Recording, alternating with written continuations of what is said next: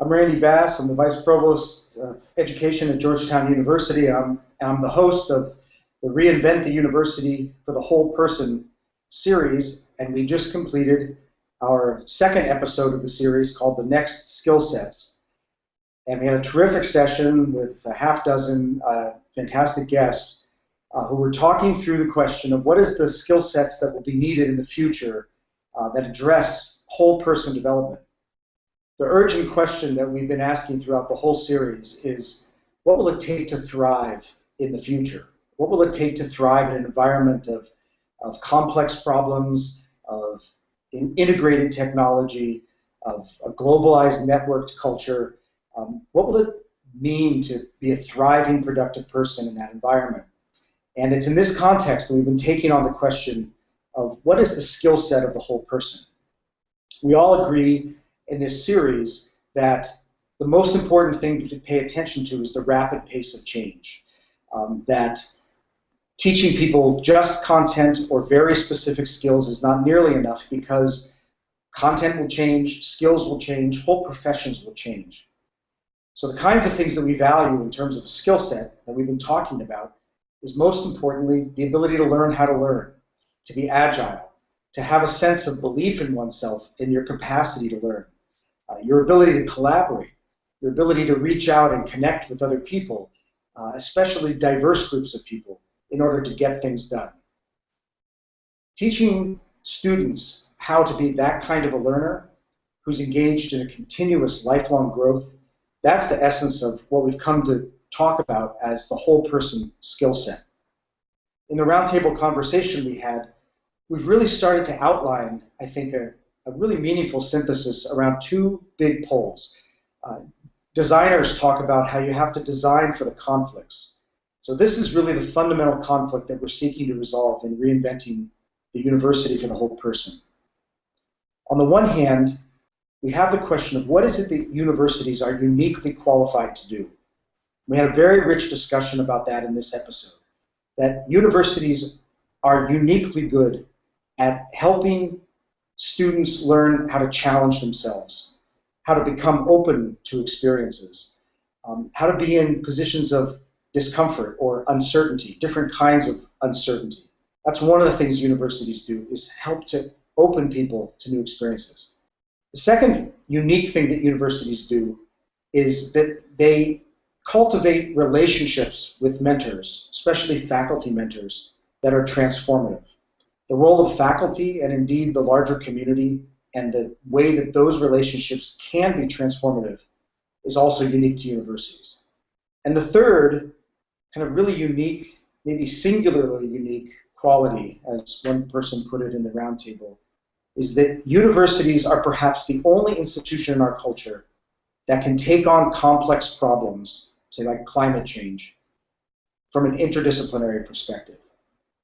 So at least those three things, opening people to experience, giving them transformative relationships, and addressing our culture's complex problems, those three capacities are unique to universities. On the other side, we have this major transition that we've identified as this transition from education systems to learning systems. And by that we mean that learning is no longer contained just by institutions, formal institutions of learning. There's a much larger ecology of learning, informal learning, building collaborative networks, being online, engaging in all kinds of community building and task completion and bonding. There's this entire ecology of learning that's going on that exceeds the boundaries of formal learning. Universities no longer have a monopoly on learning. They're just a node in this larger learning system. So the real design challenge that we're faced here is how do you bring these two things together? How do you imagine how you can combine what's unique and powerful about universities with this larger learning system that's evolving and emerging all around us? And to ask the question, not how do they coexist, but actually how do they connect? How do you make them more fluid?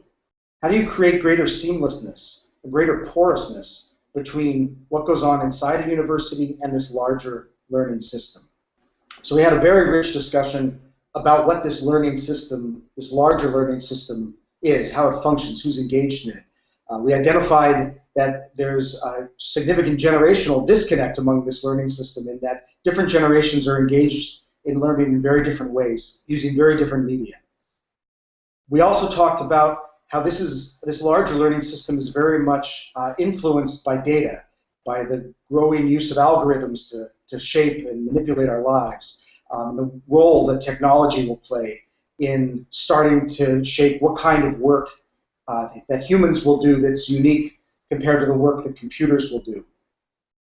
And it's also an environment that's rich in community building, in creating networks that might engage you more deeply to your local community or might engage you globally.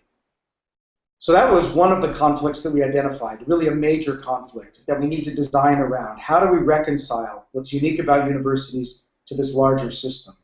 A second really important conflict that we started to unpack in the conversation had to do with equity, the costs of higher education, and the equity of who has access to this kind of education.